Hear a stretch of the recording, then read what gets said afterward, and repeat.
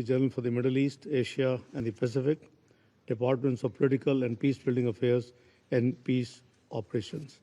I would now give the floor to the Permanent Observer of the Observer State of Palestine. Mr. President, we thank Pakistan for elevating this open debate to a ministerial level, and in this connection, we welcome Your Excellency presiding over this very important meeting. I also would like to thank ASG, Mr. Khalkhriari, for his briefing. Mr. President, 4-year-old Razan fought for as long as she could, but her body gave up and she died of malnutrition on Sunday. Yesterday, 6-year-old Yusuf died of starvation. He was among 15 people to starve to death in the last 24 hours in Gaza. Israel has ravaged Gaza. It has destroyed nearly everything in that narrow strip of Palestinian land. But nearly 2 million human beings remain, including 1 million children. They must be saved. Israel has destroyed everything: their lives, their homes, the mosques and the churches, the schools and the hospitals, the entire infrastructure of life, and even the cemeteries. But make no mistake, the real target is the 2 million Palestinians who remain in Gaza. For Israel, their destruction is required for its scheme to take over the land. The fact Netanyahu and his government are actively pursuing transforming Gaza into a land without a people through genocide and ethnic cleansing under the unconvincing disguise of voluntary migration has only been made possible by the impunity they enjoy. All of what is happening now was predictable, premeditated and planned. It is a criminal and cruel enterprise occurring openly for all to see. Do you know when was the first plan for so-called voluntary migration presented to the Israeli cabinet? 13th October 2023. Go back to what we said in this very chamber 20 months ago. We said this would be happening. It took tens of thousands of Palestinians killed for the world to acknowledge it. How many more need to die before getting the world to act to stop this genocide? Mr. President, in Gaza, starved journalists are reporting about starved health and humanitarian personnel trying to save the lives of starving infants and children and their starving families. People are dying of hunger and thirst by design or while desperately trying to get food or water by design. People are collapsing in the streets while being forcibly displaced yet again by design. People are being gunned down and murdered by Israeli soldiers for merely trying to get a bag of flour or lentils to feed their families, again by design. Every day now, we receive heart-wrenching messages from Gaza with few words: I am hungry. This is what our children are saying, and every individual in Gaza is saying, I am hungry. There is no food for my family. We are dying. Help us. What should we tell them? What should the Security Council tell them? that the whole world is against this starvation policy, and yet it is worsening. That no one wants to see people in Gaza starving, and yet the world watches on as they die of hunger and thirst. Should we read to them the strong statements issued or the resolutions adopted? What should we tell them? They hear of outrage, condemnation, pressure, and deals being made, but find no food to save their lives and the lives of their loved ones, or get shot to death while trying to reach it. They bury their sons and daughters every day.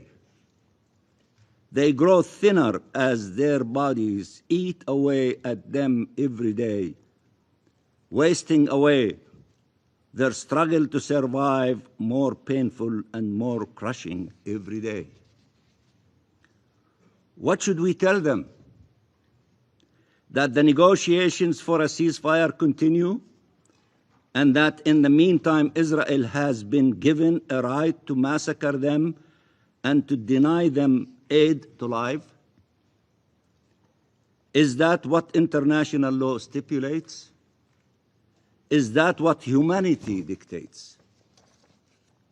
What should we tell them?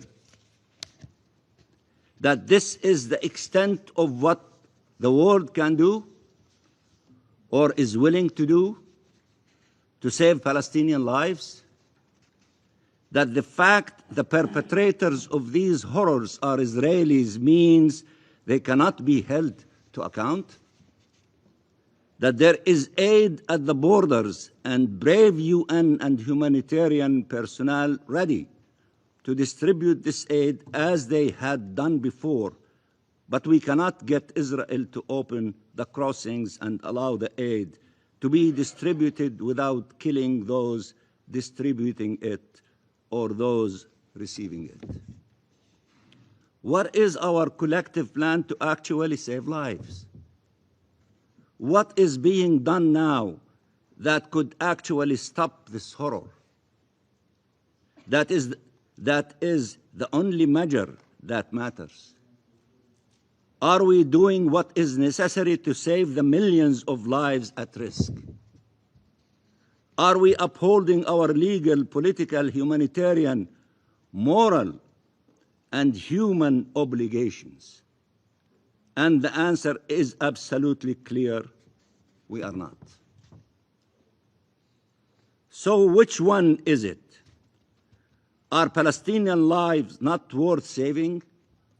Or does Israeli supremacy extend as far as conferring upon Israel a right of life and death over the Palestinian people as a whole?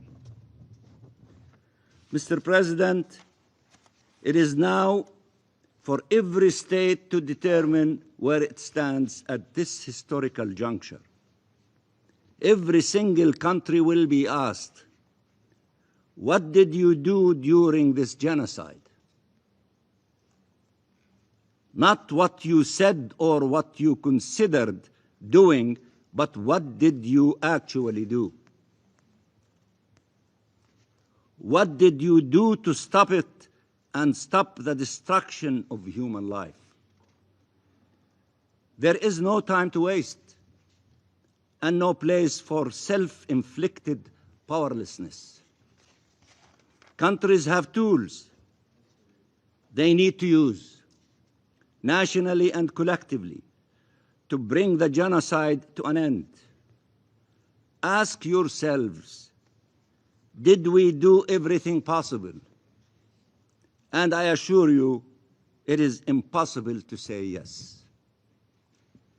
We call for a coalition of the willing to take every action necessary now to end the genocide, to uphold international law and save what is left of our humanity under the rubble in Gaza, and end the occupation and conflict.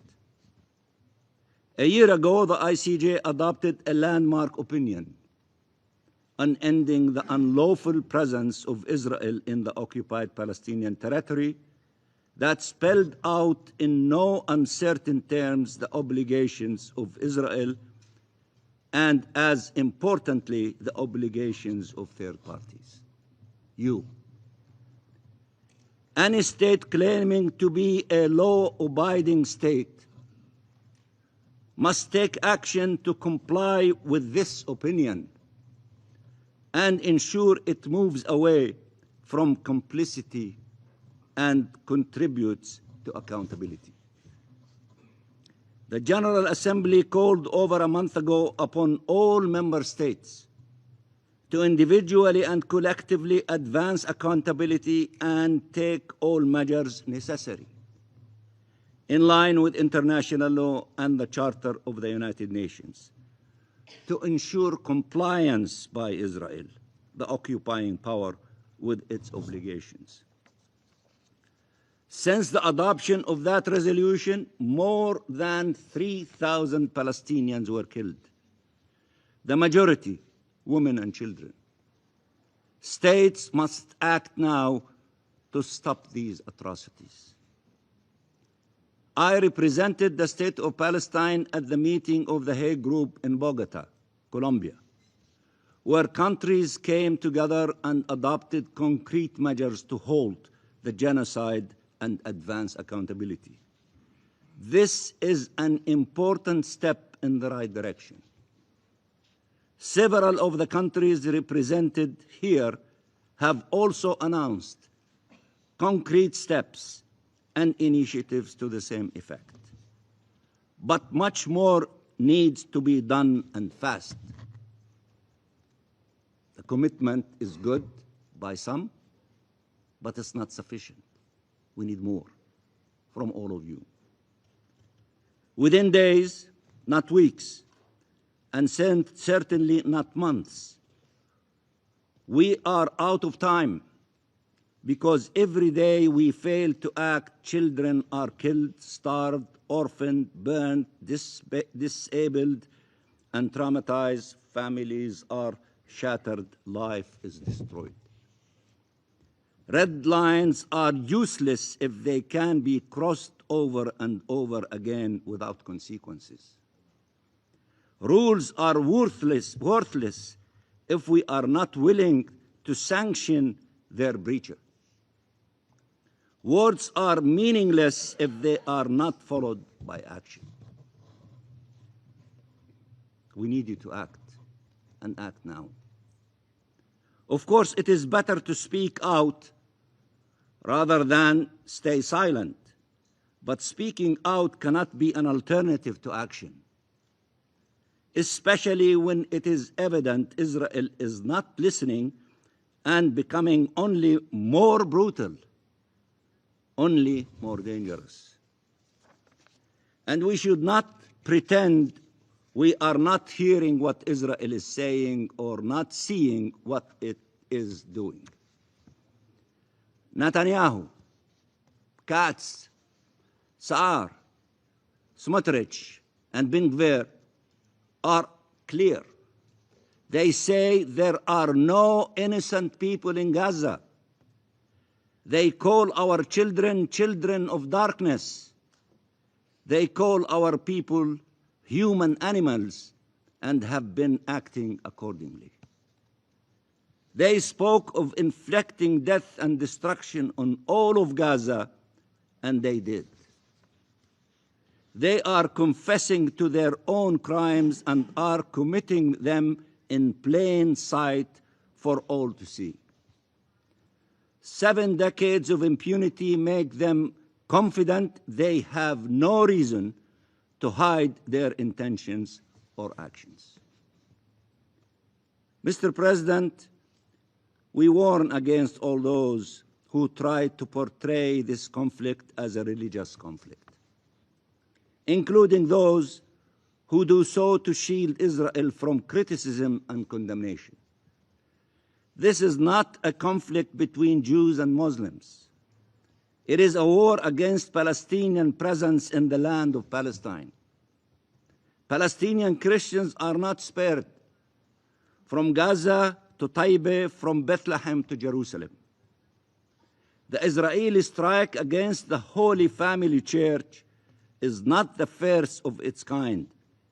By the way, this is the church that the late Pope Francis used to call every day. The historic Greek Orthodox Church of Saint Porphyrius in Gaza was bombed in the early days of the war, as was the great Omari Mosque. 2 Palestinian women were shot and killed on the grounds of the Holy Family Church back in December 2023. Settlers' terror attacks are about forcibly displacing Palestinian communities regardless of their faith and about stealing their land. Christians are harassed, attacked, and beaten like their Muslim brothers and sisters. When trying to celebrate their holy days, priests and nuns report attacks against them and the church properties. They are spat on, insulted, and threatened by Israeli extremists. This is not a conflict between Jews and Muslims. The diversity of our people reflects the diversity of this land and its rich history and its significance for all monotheistic religions. And the solidarity movement with Palestine is comprised of people of all nationalities and all faiths, coming together against injustice, against occupation and apartheid, against oppression and genocide.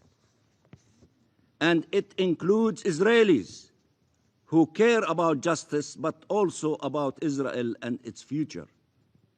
And they know that the path on which Israel has embarked, by which it thinks it can impose its will on the region through bullets and bombs and expects surrender than peace, is reckless and wrong and will lead to devastating effects for the region and the world. Mark my words, Israel's genocide in Gaza will redefine the region and our world for generations to come. And what we do next will determine in what way. Let me repeat that. Mark my words. Israel's genocide in Gaza will redefine the region and our world for generations to come. And what we do next will determine in what way. Mr. President, an alternative path is possible if we act now, where life is restored in Gaza, where freedom for the Palestinian people is achieved, where Palestinians and Israelis can live in shared space and security, and where the region as a whole can experience peace, stability, and prosperity. This path of just and lasting peace, upholding international law and based on the relevant UN resolutions and the fulfillment of the inalienable rights of the Palestinian people, including self-determination and the realization of their right to their independent state, and the implementation of the two-state solution, with Palestine and Israel living side by side in peace and security. This is the only path forward. It requires the mobilization of all states to advance freedom and justice leading to peace and security. The international conference to be convened by Saudi Arabia and France at the end of this month offers a unique opportunity to transform international law and the international consensus into an achievable plan and to demonstrate resolve to end the occupation and conflict once and for all, for the benefit of all peoples and of all the states of the region. That is the path that must be taken with courage and commitment and without delay. Mr. President, It all starts with Gaza, with the children of Gaza. For now, history will remember us all for the lives we failed to save. But many more lives remain to be saved. Let us not fail them. Thank you. Thank you, Mr. Permanent Observer of the Observer State of Palestine, for your statement. I will now give the floor to the representative of Israel. Thank you, Mr. President.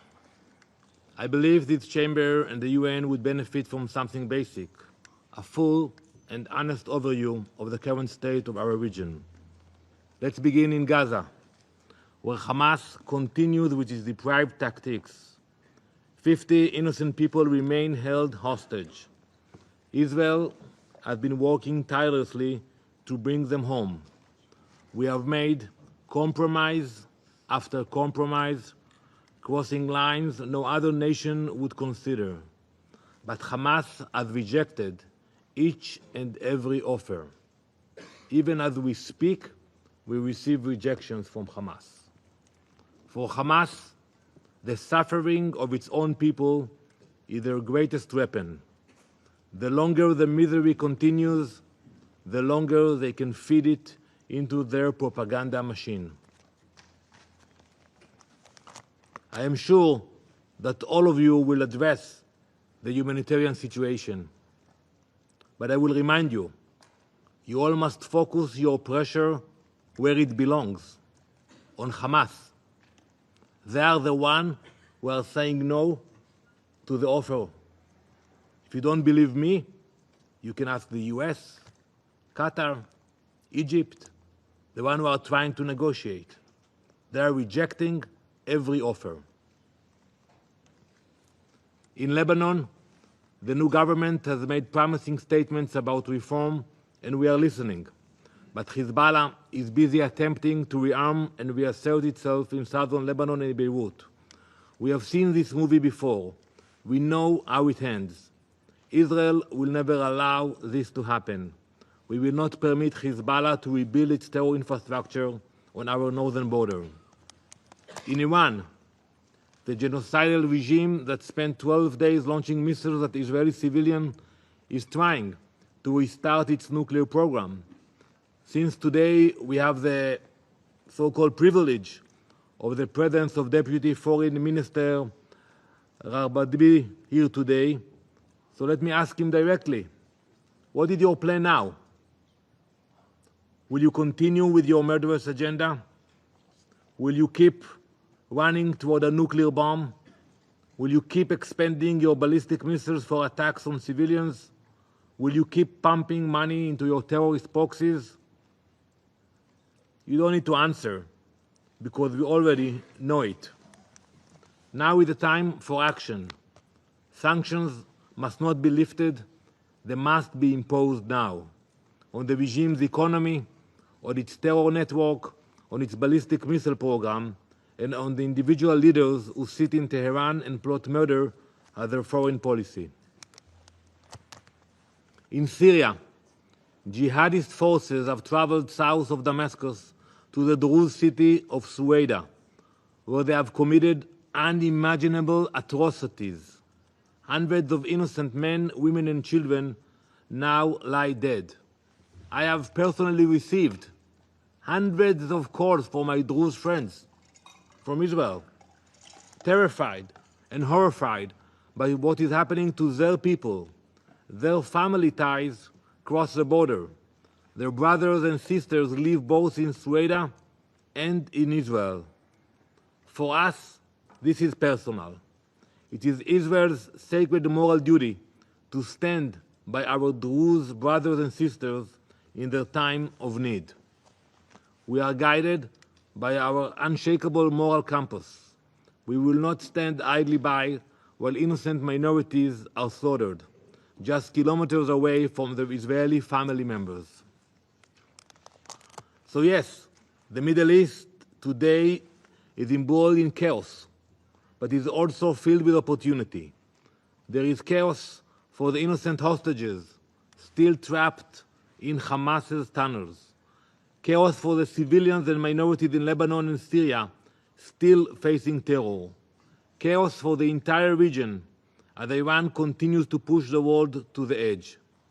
But there is also opportunity, because the forces of darkness have been weakened. Hamas has lost much of its terror infrastructure and its senior leadership. Hezbollah was crippled by Israel's operations last year. Iran's nuclear and ballistic missile programs have been set back in ways that were once thought impossible. Israel is making the Middle East safer for everyone who values peace and calm. In other words, we are doing the work of the United Nations.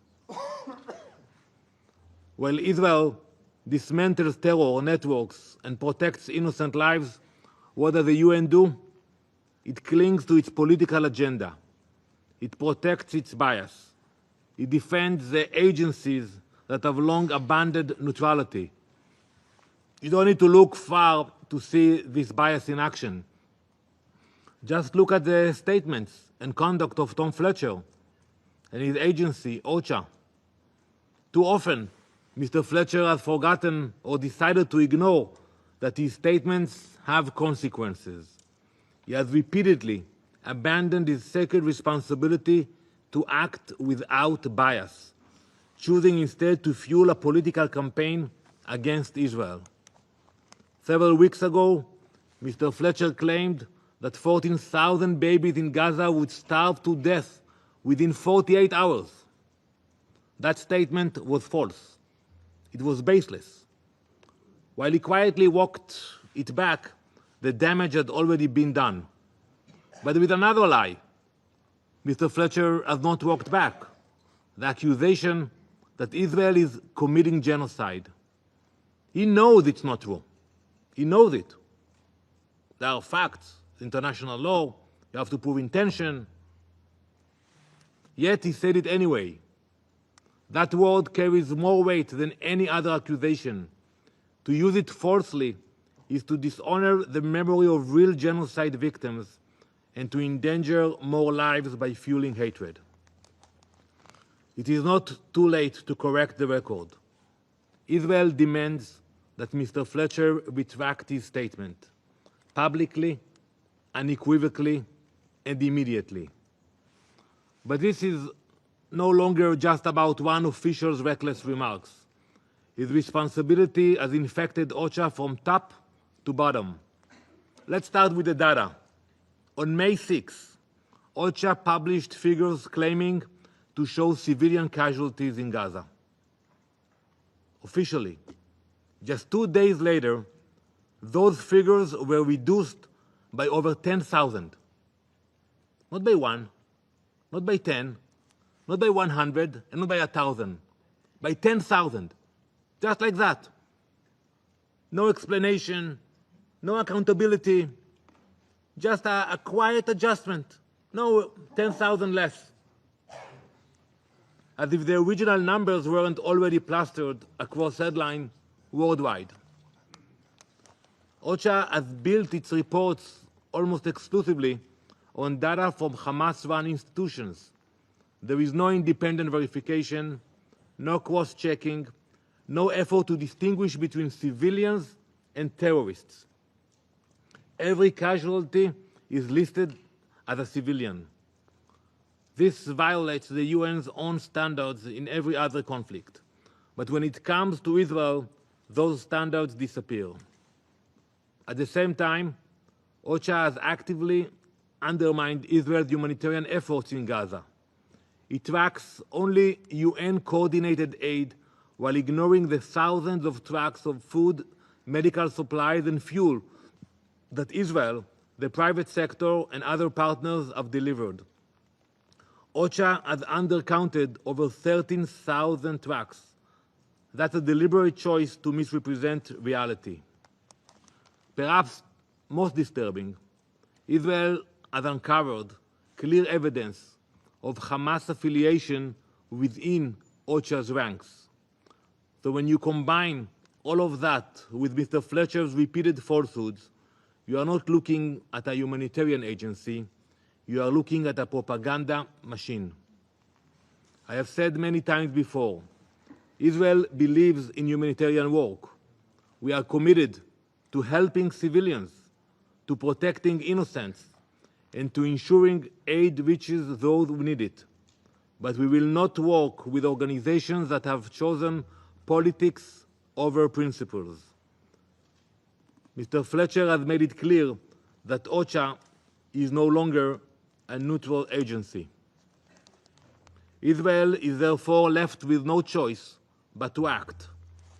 Today, I announce that Israel will take steps to ensure that what has been happening with OCHA will no longer continue. Hundreds of OCHA employees are undergoing security vetting. Key employees will not have their permits renewed following clear evidence of strong affiliation with Hamas. Some were even involved in the atrocities of October 7.